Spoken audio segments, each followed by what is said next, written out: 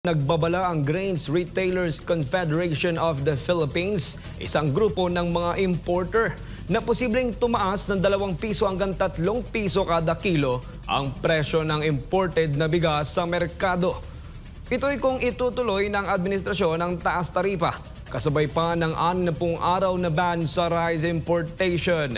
Si Sheena Torno sa report! Inanunsyo na ni Pangulong Bongbong Marcos itong Miyerkules ng umaga ang pagpapatupad ng 60 araw na importation ban sa mga angkat na bigas. Ito ay matapos ang konsultasyon niya sa ilang miyembro ng gabinete sa 5 araw na state visit sa India, base na rin sa rekomendasyon ni Agriculture Secretary Francisco Chu Laurel Jr. Pero ang anunsyong ito ng Pangulo ay kwestiyon ng tagapagsalita ng Grains Retailers Confederation of the Philippines o GRECON na isang grupo ng mga rice importer.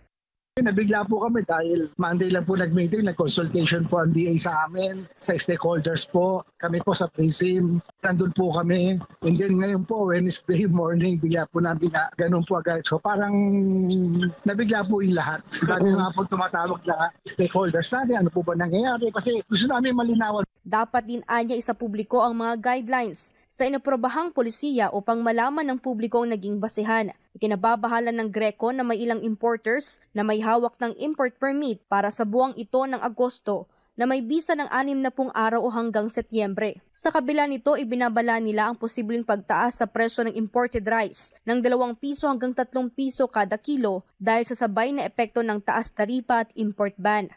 Madadagdagan po yung bayad po ng mga nagparating po ng bigas sa mga importers po natin. Tapos kung magkakaroon pa po ng suspension, ibig sabihin po malilimitahan. So baka yung 2 factors po na yun, magkaroon po ng pagbabago po sa konting pagtaas ng presyo. Sa panig naman ng Samahang Industriya ng Agrikultura o SINAG, kahit suspindihin ang rice importation, anila wala pa ring benepisyo sa mga lokal na magsasaka dahil nananatiling mababa ang taripa sa 15%.